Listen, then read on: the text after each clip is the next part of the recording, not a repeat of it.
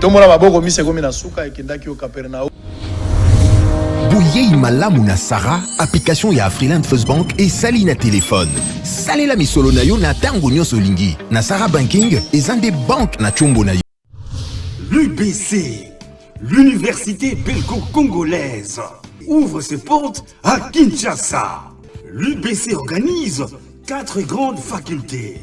Sciences sociales, économie et gestion, développement communautaire et environnemental, faculté des droits, un terrain de plus de 100 hectares, une télévision moderne, une bibliothèque, une salle d'informatique et un cabinet d'assistance juridique. Et tout cela pour faire de vous des cadres émergents. Avec ses professeurs visiteurs, l'UBC octroie des bourses à ses lauréats. Inscrivez-vous déjà, rue Louosi, numéro 11 à 13, à Kassavogo. Téléphone, plus 243 81 60 00 634. L'UBC, sciences et culture de l'excellence. Monsieur Mamadou Siribé, où est-ce que vous êtes? T'es venu d'abord récupérer mes contenus. Il y a une agence là, je sais pas. Agence de douane? Agence de douane. Quelle agence? Louvounou Expo. Namatadi bayo kakombo Louvounou, wana baluka moto na bakangaye. Kokende gauche à droite, tu as grâce à ça moko. Ah ouais, Namatadi. C'est vrai. Avenue Major Bango, okay. Numéro 6. Blessing Business. Agence de douane yesolo. Kende na adresse tout na bana Namatadi nyoso tout baye bien. Bango numéro 6. Voilà. Merci beaucoup, monsieur Jonker. Oiza, agence en douane Blessing Business. Nous allons pour la dédouanement et import et export. Solution à qui est les alliés Blessing Business. Maintenant, les solutions est venue. C'est quand on est ici à la Walla Village. À Tikala Walibel. À Yébissé Kunangana Bamako. Blessing Business des solutions. Vous êtes à Dubaï, vous êtes à Canada, États-Unis, Europe et partout. Agence de dédouanement Yangoyo, Blessing Business. Vous avez posé à dédouaner Biloko, Yaka, vous avez un point à quoi deviner. Rapidité, sincérité, ce qu'on ligne livraison à domicile. Partout, place aux alliés. Vous avez un matin d'une avenue Major Vang, numéro 6, commune Nzadi. Non loin, il y a Noguera. Numéro n'a vu ses alliés 089 98 33 087. Blessing Business. Agence à douane, Yassir. Très bien. Mbote Rabino balandi ya bosolo na politique officielle misa ya poko ya lelo et bandi naibi ki boza ebele. Alors on commence cette émission avec un léger retard. Ne nous atteignez pas rigueur tout ça la nyonso pour se rattraper. On va aller à l'essentiel pour ne pas rester longtemps dans les verbiages. Merci pour la confiance, la fidélité. Oh, bozo continuer à témoigner à l'égard de la politique. Bisika bovani na basalon na bino. Merci pour le soutien moral. Na bao bozo benga, bozo bondelape pour la biso. Surtout pour la collaboration. Vous ne cessez de nous informer. Tozali groupe yaba magicien te pour na tout ce qui se passe chez vous. Mais à chaque fois que vous avez des doléances, numéro ezali opérationnel 24 heures sur 24. Bozo komela biso, bozo benga biso. Ça nous fait du bien. Très bien. Alors, on va prendre finalement spécial dossier SNEL, affaire à bas journalier, dossier wana et betisi batumwa mabaku mingi, nani alobi à solo, nani alobi à lokuta, na couvrir ba marche ebele, que ça soit dans le sens ya quoi appuyer bakambi à SNEL, batumusuzu bezali na sens ya quoi attaquer bango parce que makambo eleki malamu te, ba plainte pe ezali ebele.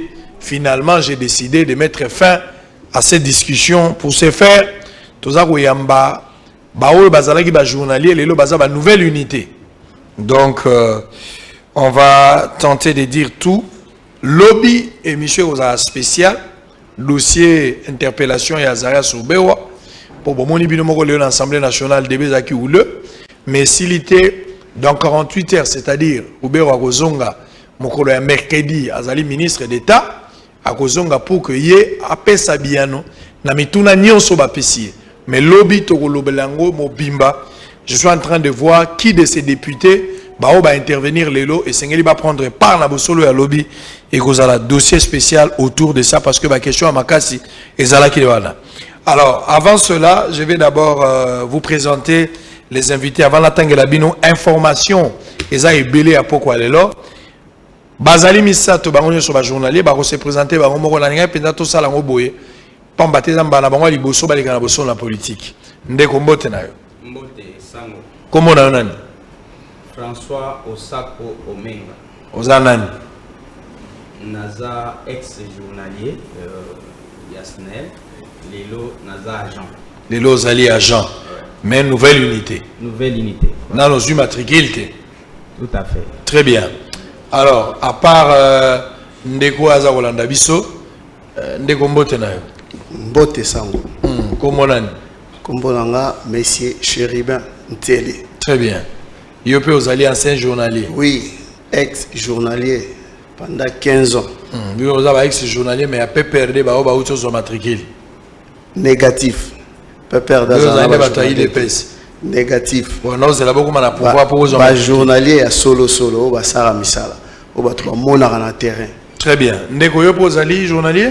Oui, oui. Comment on Comme on a Monsieur Sanakiakou, Ntimba. Na sali journalier pendant 15 ans. La SNEL, on a tamoli, ma place ebele. Neti toke na service Petro Congo. Na leki na service Kingasani avec Nzambe. Na leki na service Gombele. Toujours avec Nzambe. Na leki na service Matonge.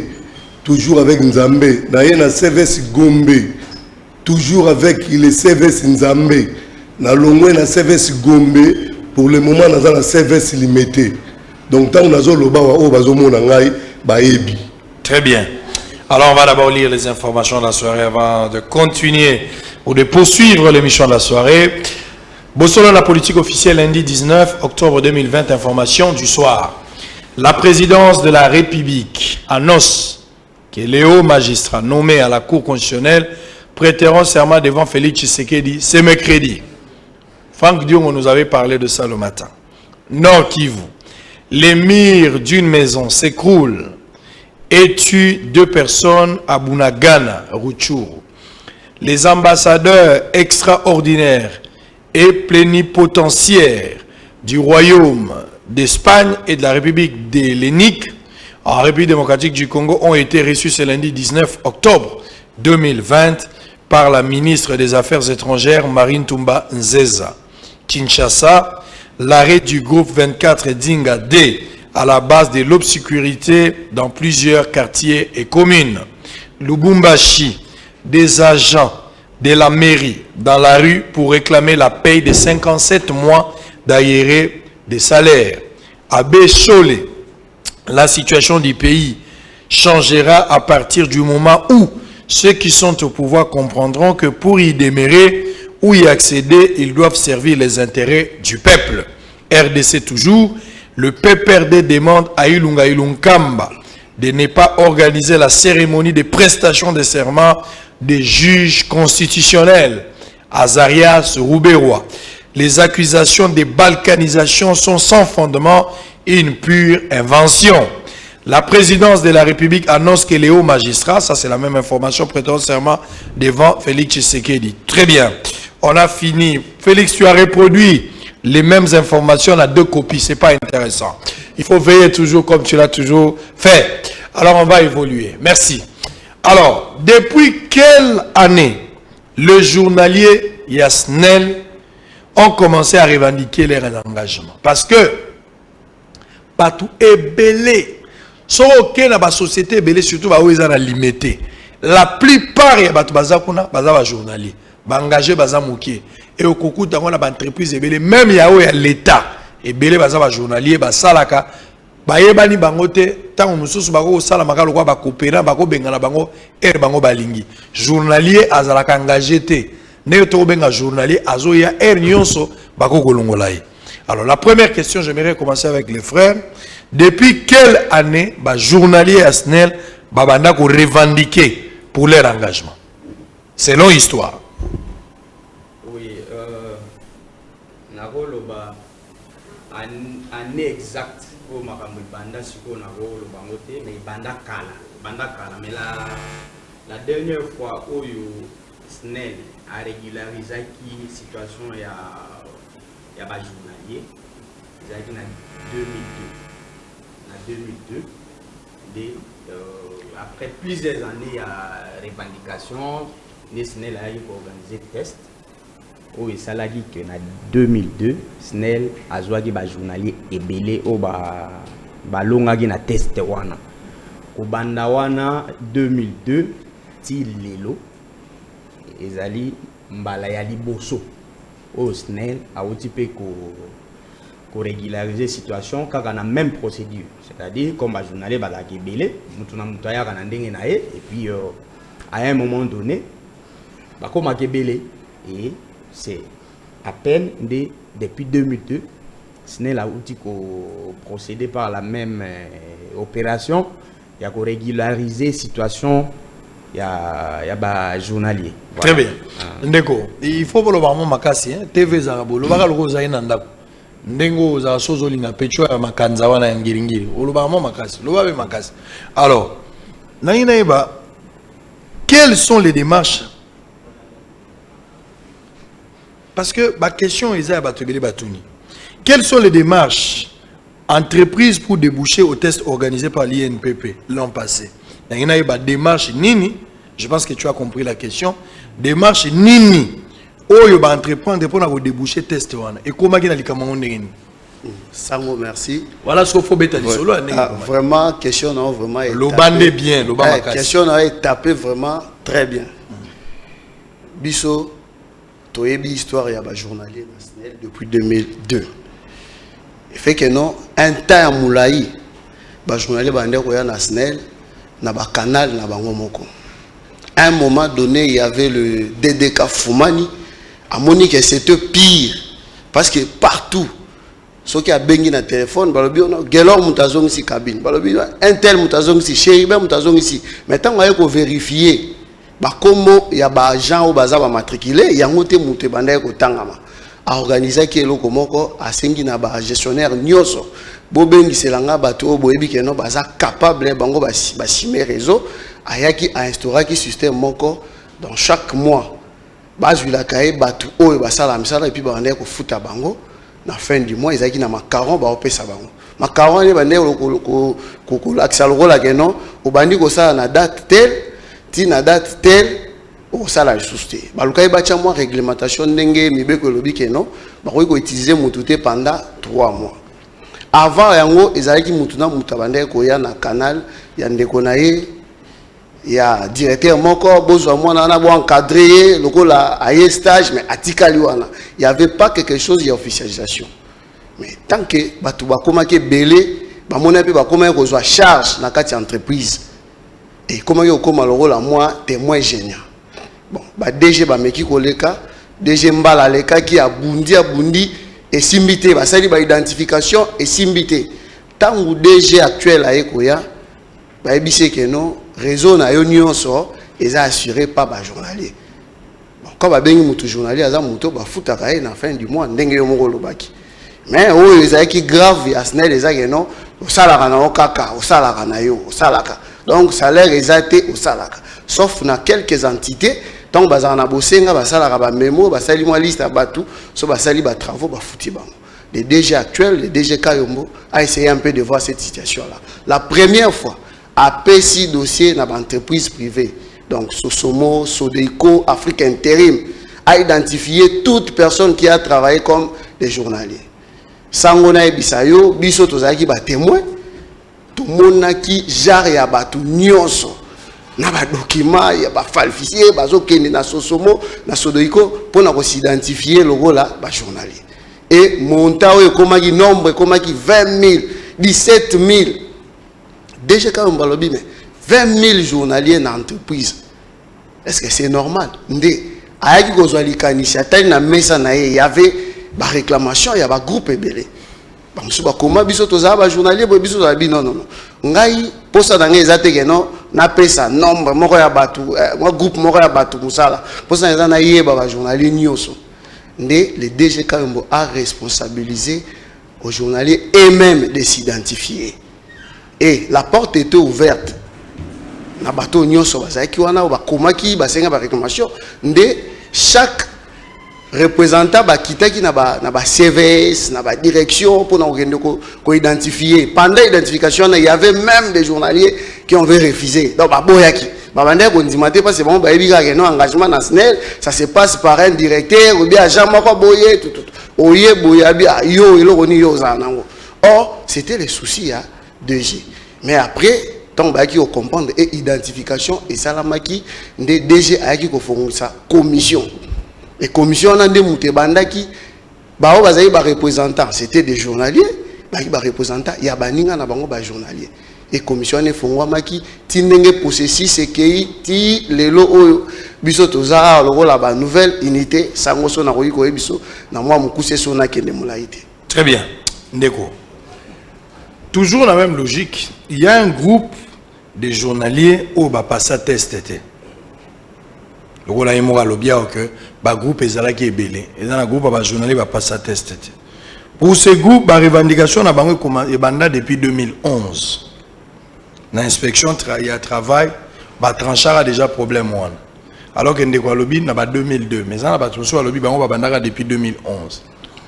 Ba revendiquer à l'enseigne que l'inspection à travail ba ko katalika mona ba ordonner na SNEL a engagé ba journalier one. Au ba bandaka revendication na 2011. Alors question ezali pourquoi à l'heure actuelle SNEL a engagé bangote à dévier instruction ba pesaka yi recommandation ba pesaka yi akena makambo susu. Ndeko sango makambo lobi oui eza histoire vrai oyozolo ba wana. Maintenant oui bisayo bisonyo surtout tozalaki ba membre na kati ya organisation wana. Oyo wana ozoyoka wana bazoba ya maître Beken. Pardon, il y a maître Bene. Maître Bene. Tozalaki ba membre na kati ya nini wana. Mais l'air toye komona que non à lire oyo mamozo kendele. Eza yango te nombre oyo ba présenter na SNEL oyo ba journalier. SNEL alobi non alinga sili sa contentieux ya ba journalier nyonso. Parce que lelo soki ba résoudre contentieux ya maître Bene. Contentieux mususu erotikala.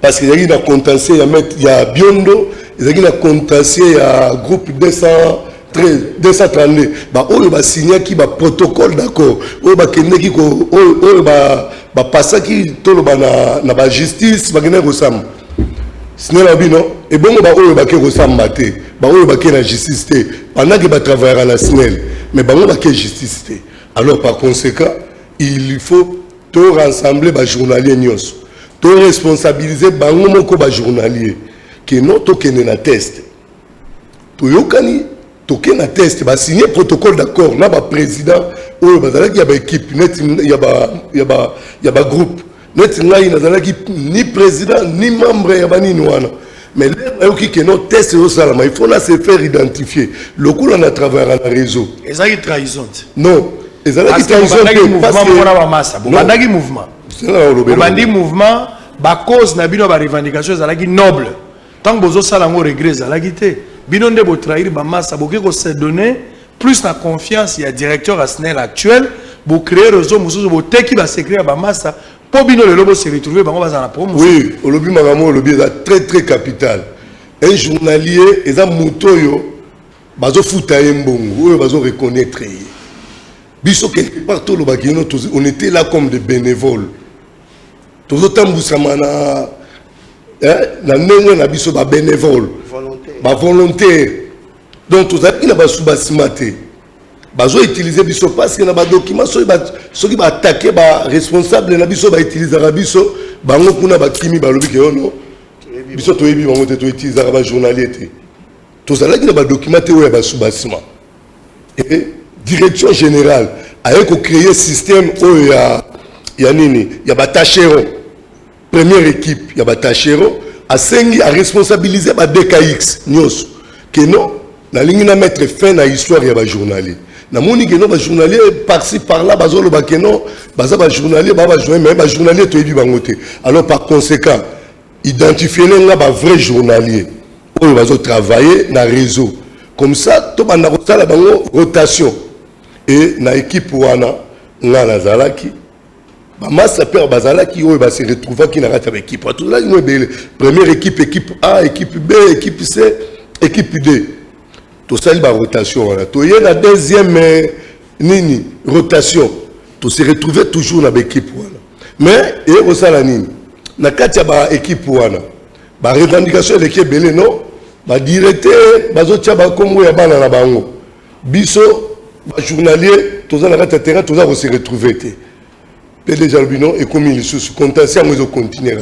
Alors par conséquent, na responsabiliser ba journalier bango moko. Ba se prendre en charge. À responsabiliser ba journalier liste salama tozo benga na ba téléphone. Pour toye banaki. To benga na ba téléphone et benga mi wana papa to pesa ni ba banini toye ko se retrouver na ba 17 000 na ba 20 000 oyo sode ikona sosomo présentaki ezalaki yango te biso moto sali liste to bimi 5 000 et quelques journaliers déjà mon abigeno vérité ndeza yango olela ke ne robebisa mbongo ebele na ba entreprise wana que non musala ya madame te ba binsenga liste 17 000 alors c'est mieux na sala nini na sadere na oyo ba journalier bango moko basali. C'est pour cela que nous avons liste. Sinon, la lobby, non. On a organisé des tests. On a organisé des tests. C'est pour ça qu'on a organisé des tests. Oui. Alors, nous avons INPP, les institutions reconnues dans le monde. Coup de chapeau, nous avons fait ça INPP pour la Moussala Malamou et Sali. INPP a joué la liste des journalistes. A Bengisi Bisso a convoqué test tout ça les tests premier jour ils a dit psychotechnique deuxième jour ils a dit technique la bisso ba technicien électricité bani troisième jour tu es ça la pratique et la pratique je crois la test on a tout ça là qui aux na point belé il a dit psychotechnique après on a pratique wana na bani très bien. On va continuer. On va compléter si tu as des choses à dire. Mais d'abord, on va souffler. Regardez d'abord la revendication à Sneloyo. Et l'équipe est belé. Maintenant, plusieurs groupes basés sur terrain. Bateau réclamé dans Bango. En même temps, un petit groupe de gens basés satisfaits. Bateau basali insatisfaits. Moi, je pense que Snel et la société mounène. Ce qu'il fallait qu'on résolve, il faut résoudre le problème d'une manière générale. Mais ce qu'il faut qu'on satisfaire un groupe d'individus et que M. Zbati est mécontent. Ce n'est pas la meilleure manière d'avoir résolu le problème. Suivant l'image, on se retrouve après pour continuer. Journalier à Snell. Il y a celle qui a 28 ans à 15 ans dans cette compagnie. Là, on a 12 ans à Snell. On a une invitation, on a pas de bisoté. On a éviter du loco. Snell m'a tapé si bisoango. On a dit que il y a une peuple pour que ça la test. Et ça lui teste, va publier les résultats, va publier. Parce que wana oyo toyebi kuti nationalité. Nous le média en direct. Bayoka so bayoka. Akabimisa mukolokola chaleur. Oza lui déjà n'a pas perdu. Tikali koyebe nationalité. Tikala komonete. Na batoko bimisa ya azumatikile sel. Na nengeni. Na kata bato nyonso bango ba publier ona. Un vrai journalier azaté. Le passage test depuis novembre l'année passée. À notre grande surprise, Bakombo va retenir, baza même pas ba figurant SNEL, baza va passer à la KT. Et pourtant, toyokana na DG na biso Kayombo, que bato ba ko réussir.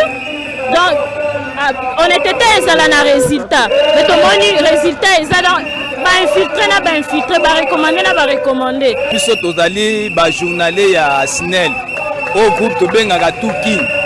Tozali depuis to kota qui réclamation na biso awa pour que le ministère portefeuille a reconnaître droit na biso mais to somo na makamni surtout est toujours freiné. Bandeko o même babimisa ki na niveau ya SNEL. Et date bato pe basalak. Si 302 wana to moni kaka 85 personnes au toyebi basalak. Mais le reste bato wana toyebi te. État de droit au président Nabiso Félix Alobaki, tozomona yango te parce que bazo bafoué yango et pas batukaka oye atia. Basilisi biso ba biloko moto ni magite yo sala maboy. Basu batu moko ya libanda bazwi bakotisi bango na SNEL bato bakulu na ndeti chaleur na mwasi na ye bokokotisa bango na SNEL bakomamba mikonzi na biso moto aza na matricule ya DGI DGRAD bokotisi mpe so akoma mokonzi na biso ya SNEL yango tozoboya baregularize makambo na biso bajournalier ta bandeko o baza pe bajournalier bango bazo revendiquer olobi nini loba mwa makasi ozoloba na se peut-être te yondo ozoloba na se bon merci mpona maloba opesinga sango biso toza batu oyo tozo maîtriser caméra na yango tozo maîtriser malamu makambo oyo yo moko moni moi contradiction eza entre batu oyo bazwi parole na image wana et puis to si tolandaki yango moi trop na ba réseaux sociaux ya liboso eza que lokuta moko bazobuka wana batangi kombo ya ndeko chaleur aza congolais comme le rôle chaleur ou à PPRD balobi chaleur ya PPRD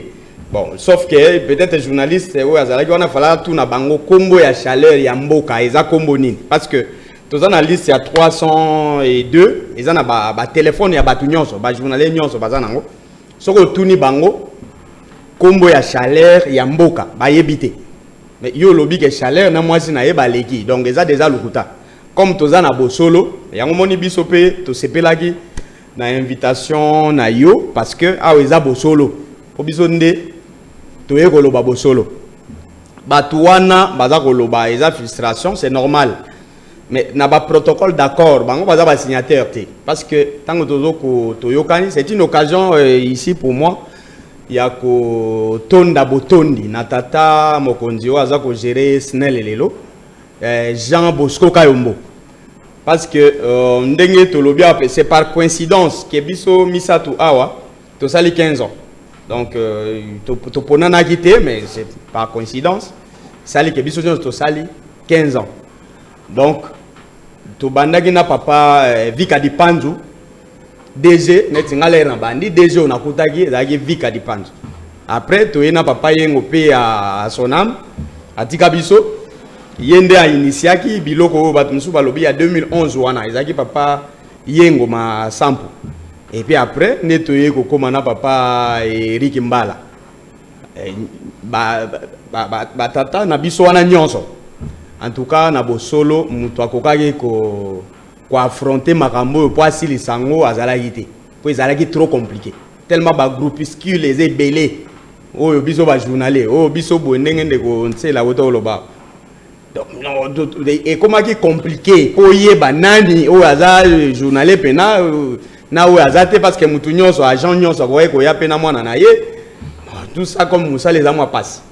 et donc DG directeur général ya liboso oyo azu courage ya ko affronter makambo oyo po eza makambo passe alobi ko banana ndenge bandeko balobi awa sosomo sodeiko Afrique Intérim apesi mbongo ebele kuna po amona clair bayeba d'abord nombre ya ba journalier baza boni ebongo baluka moyen nini ya kosisa likambo yango esimbaki te nde aye kozwa décision alobi sika wa boye na ko traiter kana ba journalier bango moko et ba journalier bango moko to s'identifier c'est-à-dire biso moko to s'identifier to kiti partout ba image musu to kotike la yo komona ke to kitaki partout très bien ndeko alors ba camarade ebele ba journalier ba uti ko accuser bino que vous allez instrumentaliser par un groupe de gens plus ba chef na bino ne bazo travailler na bino lecture no ezani na likambo.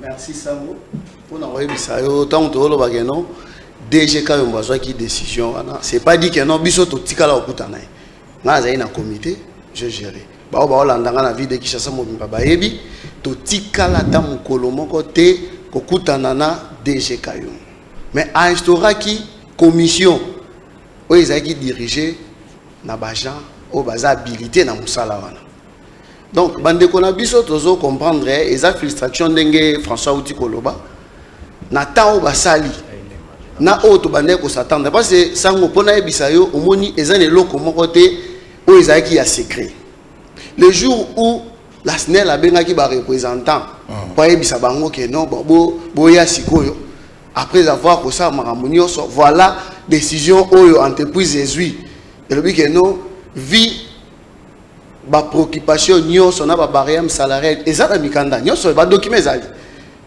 L'entreprise a embauché que 322 personnes. Et 300 quelques wana mususu ba ko remercier bango ba bazaki kana ba litige ndenge ndeko uta ekoloba wana. Maintenant biso ba représentant to saiki nini to zongi na ba base na biso. Pour nous expliquer que non ndenge za boye. Oui te wana après test avant publication. J'aimerais d'abord tolanda ba biloko bino bosala sur place. Quand on revient tu vas donner toutes ces explications. OK. En image puis on se retrouve après.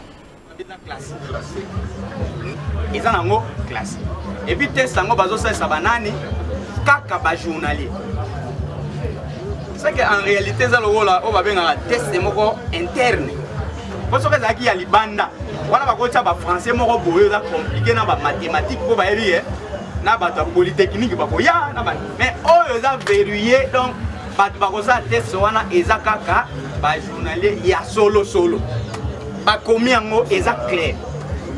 Ni tete consigne wana ya keno et bibliamete ni nite tolinga to sala za ba copie po mutu na mutu azala na ngope akobenga même juriste tamsu ndeko na juriste a expliquer yo français wana pena ko sentir que makambo pasi penza etikali mingi te na kati wana po déjà wana siko analyse nanga eza ba te belé on va gagner la test moko biso to sala kala nga boye to vana na batu so ebele ozo mona ke azo komeloko te nga na koma biloko ebele mais nga na joie te ya joie siko makamo ya sala wana ti lelo nga na ko sala ngote makamo mutu wana sala po ya joie na test po soke zaki pona mayele jeter les noms po baza baninga nanga akotanga kombo te yano na ba misusu nga na yebi na ndenge tozali na kata salle to sa soki ezaka ka po na koyeba makambo wana ekomamaki bele bango ne batikalaki nga na likaki kokoki kozala bakola liso susu pongi te eza dès que tu fais ça d'office bango bakomi na obligation bapesa au contrat osigné na yebisi bino ke to deverrouillaki déjà likambo ya age po déjà na ba négociation na biso ebandi biso toboyaka baproposaka biso 10 ans net d'ancienneté ya 10 ans biso toboyaka déjà to bibolongola eloko wana balongola yango déjà ntango c'est-à-dire mutu nyonso oyo asalaka obana na 2000 ti lelo ntango bandimi biso seke bandimi biso ndenge tozalaka eza ba age na biso eza nini toza déjà dans le bon oyo etikali eza mwa bastratégie mike oyo toko dévoiler awa te mais sauf que tozotelemela intoxication eza baninga mosusu oyo bayoki ke toza na bonne voie bazocréer bentox d'abord bakoselaki biso ke biso esi tosigné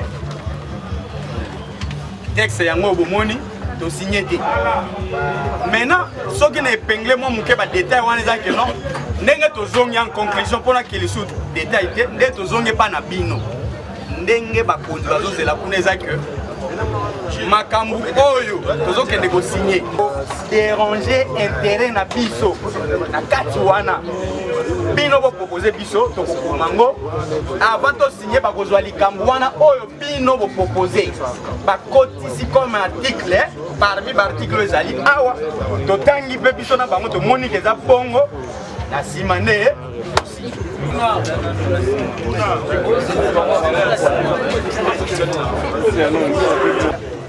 ya koloba ya kondima ou bien ya koboya donc toza awa c'est les toke na teste toke na teste te surtout que na teste te c'est que toke na makama âge donc biso topona biso moko nde toza awa toyeba kopona baoyo balingi na teste o wana na age ozala mokolo lega na teste bunda kuna soki ozwi yo signe contrat soki olingi yango tona teste te leka na makambo age na age bakati yo bato nyonso bato balingi topase na teste batombola misabi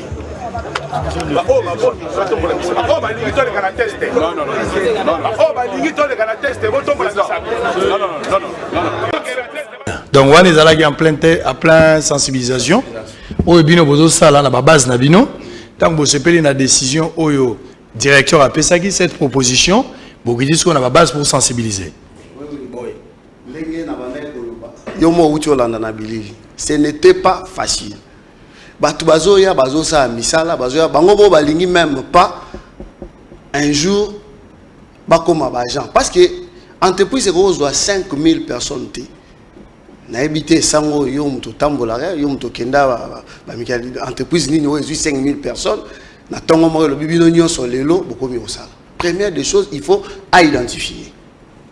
Des commissions ya suka ezalaki ba journalier bango moko bazoko s'identifier ndengo moni bilili ndesiko na zongi place na banda ekoloba à chaque fois ka entreprise banda ekobenga ba représentant pour oyebisa bango eloko moko boye avancement ya processus malgré soit qui moi tant depuis tout ça là qui n'a jamais même ngamo na komaki désespéré mais toye toyebisi batu keno voilà après ba information nyonso ndenge to outil voilà ba PV yango entreprise aza capable ya ko embaucher kaka 302 personnes na base na biso il y a des images ba bazaki na groupe o biso tozolo ba parce c'est le groupe o memai ba to belé groupe ya lisanga ya solo pourquoi to check solo donc bato ba sala to ebisi bango 302 il y avait aucune personne attends mutu moko ta lobaki pona nini 302 to répondre na minute wana biso tozali na eloko lobate parce que même biso moko tozali na kata comité ata mukolo moko te batikala ko yebisa o keno bo yo nde oza boye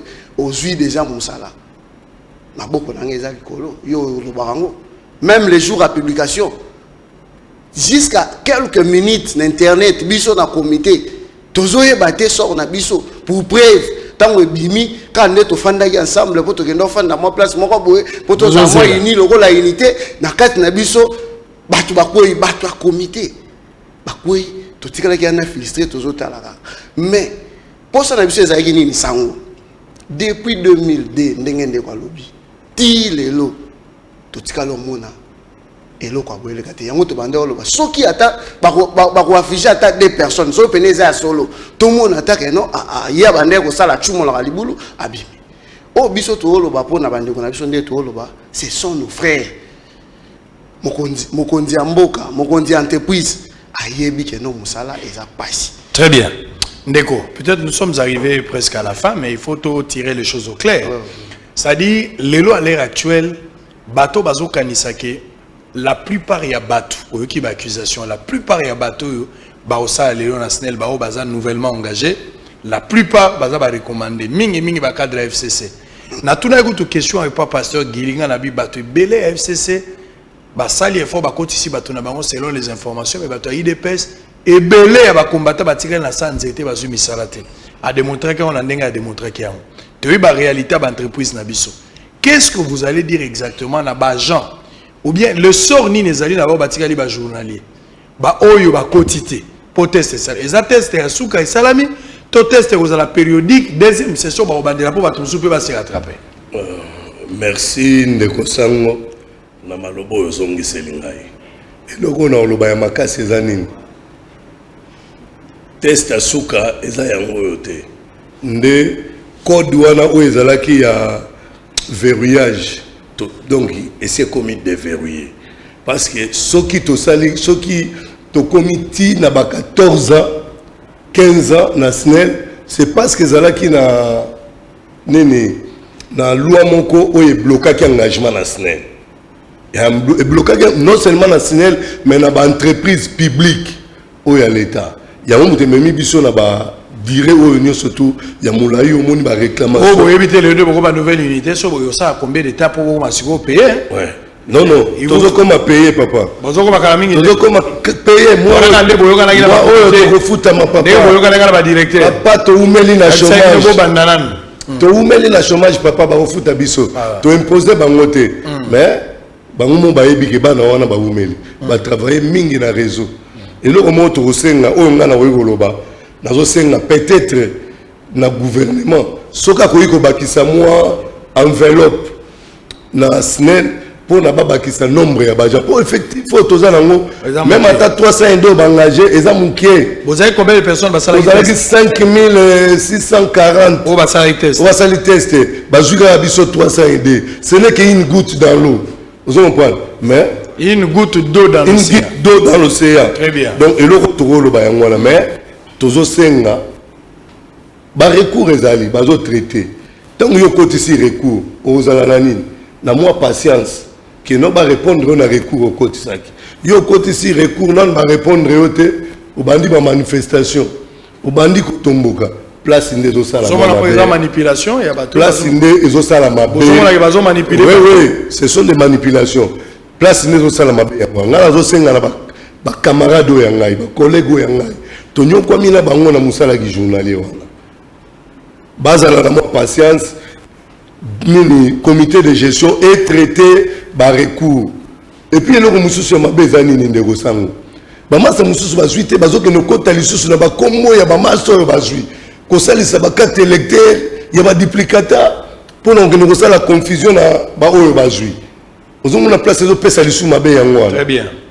Donc place là vraiment merci. Comme alors ndeko azoyondo osilisa te yo mto osilisa. Windeko lilo basuka tala caméra loba na bandeko bazolanda yo bozalaki na bango bino nyonso ozaki ba journalier ndeko lobby mais subitement bino bozui chance lelo bozo sala mais bazo supporter yango te et puis eloko nazo banga bobandi ba journalier pendant 15 ans mais peut-être pour la prime ko sa 25 ans obi na yeba mboyo na yeba mbo l'état ndengeza loba ezala mo miracle na ndenge ndeko lobby et surtout to souhaiter biso nyonso échanger na ndenge oui sango pona ba ndeko na nga ba olandanga vraiment biso nyonso esala biso pasi parce que tu es élite tu es bina ba sacrifice na ba siambula na mabulu mais tata mokonzi oya bandi likambu oyo aza na volonté biso to moni volonté wana parce que to bandolo ba posa ya biso za to mona moko o biso to yebaki donc bazala na mutema kokita bacha ezape makambo musala mamba musala ezape makambo oyo ekoti makambo nzambe bacha ngona mabondeli nzamba osimba mutema ya tata mokonzi comme ya fongoli déjà akoyeba o etikali pona bango parce biso na ba mandement na biso to sengaka bao bakozwa te bobwaka bango te mais to imposer ki entreprise te vraiment bandeko na biso bozala na kimia eloko to boyi bo marchander makambo o te bo ba ke non eza ba journalier te nde mutu bakoti to yebani très bien bakoti na musala ce sont des journaliers ba camarades na bino bandeko na bino très bien oui ndeko merci sango ngana ko bakisa boyi na bosolo nyonso sur 302 personnes au balongi na test oyo ata infiltré moko azate batika ko buka lokuta c'est tout à fait normal sur 5000 personnes tant 302 bazui eza muke ezo bimaneti muke c'est normal et puis mutu musu azo yebisa yo que amoni ba infiltré moko à côté OK ya gérera qui même pas attaque comité moko boité toza Kinshasa za munene okomona ye asala kana mbudi mais ndeko mususu alongi asala kana maluku ya ko témoigner oh biso ba totambola ki Kinshasa mobimba même bino boza na difficulté oyeba toza na difficulté mais au moins toza ka mwana idée po biso ne tozwa ki ba liste wana tozwa ba liste et chaque fois so liste au place bo check ba kombo bato non chaque fois so to comme une entité moko tozo benga mutu moko mutatelemi to moni au moins toza na ka mwa idée bongo bango oyo kutu bazata ata na comité te donc batika lokuta ata infiltré moko azati to continuer ku soutenir effort ya DG Jean Bosco Kayombo comme azana bonne volonté ndenge bandeko nanga balobi soki possibilité monani comme déjà abandi processus wana akosesa ba tester je crois que tant sous test ya mibale bandeko musu bakokota ya misato ainsi de suite yepe ayebi mibeko ya mboka pe ezali mibeko pe oezo ko kamba entreprise ezali biso toza na pouvoir moko te ya ko imposer DG que il faut azwa 1000 personnes 2000 mais au moins iloko tozo continuer ko yebisa bandeko na biso eza que mutu aza na volonté ya kosisa makambo oyo amonani Jean Bosco Kayombo bozala na bonne collaboration na ye ndenge to bandaki makambo oyo tolobaki ke biso toza bana bango baza batata na biso, c'est-à-dire tata DGK yo moyen na comité de gestion na ye biso sikoyo to continuer ko collaborer na ye jusqu'à ce que makambo ekosila makambo yango yo pe esili bango bato atikali comité na comité ndenge ndeko Ntsela lobby ba membre ya comité mususu bazwi te mutu azalaki vraiment na kati ya comité mais ba patienter baza la deuxième bango ba continuer bato miso bazali na comité te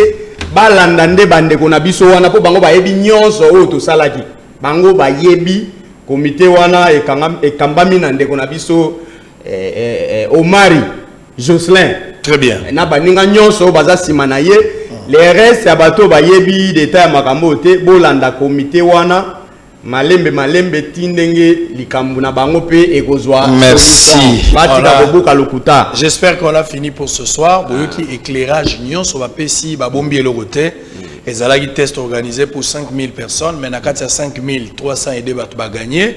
J'espère que bateau yo bazuité à un certain moment au sala bango pasi bakoki pe ko koma na dimension ko qualifier ba bazwaki le roi bazalaki la corruption ou bien bazaki recommandé quelque part. Moi je pense que na test nyonso bato nyonso fa bazwate ezala bato muso balingaki bazwa ezala bato muso balingaki bazwate ceux qui testent muso ko sala ça c'est une bonne chose mais moi je soutiens l'idée ya kolongola bato ba journalier pour le loba ko mapé engagé non pas seulement batikala ba nouvelle unité mais ba ko mapé mécaniser ba bandozo pe salaire na bango. J'espère que SNEL les ana ba défi ebelé ils appellent la besoin ya bato ebelé bango mo bazo reconnaître que 300 aider ça vraiment elokote même pour avoir 30 000 personnes pour la ville à Kinshasa c'est possible. To fungola ba porte pour na bato bazala engagé mais ça les alliés ebelé pour na SNEL mais to engagé bato sur base ya ba sentiment patriotique té et nani politique té ezala plus par rapport à méritocratie parce qu'elle est la science sans conscience n'est qu'une ruine de l'âme. On se retrouve demain à la même heure pour le même travail et le même plaisir. D'ici là, portez-vous bien. Deuxième partie, Bossolo. Bye bye. L'UBC, l'université belgo-congolaise, ouvre ses portes à Kinshasa. L'UBC organise 4 grandes facultés. Sciences sociales, économie et gestion, développement communautaire et environnemental, faculté des droits, un terrain de plus de 100 hectares, une télévision moderne, une bibliothèque, une salle d'informatique et un cabinet d'assistance juridique. Et tout cela pour faire de vous des cadres émergents. Avec ses professeurs visiteurs, l'UBC octroie des bourses à ses lauréats. Inscrivez-vous déjà, rue Louosi, numéro 11 à 13, à Kassavogo. Téléphone, plus 243 81 60 00 634. L'UBC, science et culture de l'excellence. Monsieur Mamadou Siribe, où est-ce que vous êtes? T'es venu d'abord récupérer mes contenus. Il y a une agence là, je sais pas. Agence de douane? Agence de douane. Quelle agence? Louvounou Expo. Na matadi bayo kakombo ya Louvounou wana baluka moto wana bakangaye kokende gauche à droite te adresse zeka moko awa zeni na matadi. C'est vrai. Avenue Major Bangu, okay. Numéro 6. Blessing Business. Agence ya douane yesolo. Kende na adresse tout na bana matadi nyoso tout bayebi yango. Bangu numéro 6. Voilà. Merci beaucoup, M. Joker. Oiza, agence en douane Blessing Business. Nous allons pour le dédouanement et import et export. Solution à qui est les alliés Blessing Business. Maintenant, les solutions est venue. C'est quand tu es ici à la Walla Village. À Tikala Awali Bella. À Yébé Wande Kunangana Bamako. Blessing Business des solutions. Vous êtes à Dubaï, vous êtes au Canada, États-Unis, Europe et partout. Agence de dédouanement Yangoyo, Blessing Business. Vous avez posé à dédouaner Biloko, Yaka, vous avez un point à Bino. Rapidité, sincérité, ce que vous livraison à domicile. Partout, place aux alliés. Vous avez un matadi in avenue Major Vang, numéro 6, commune Nzadi. Non loin, il y a Noguera. Numéro on a vu ces alliés 089 98 33 087. Blessing Business. Agence ya douane ya sûr.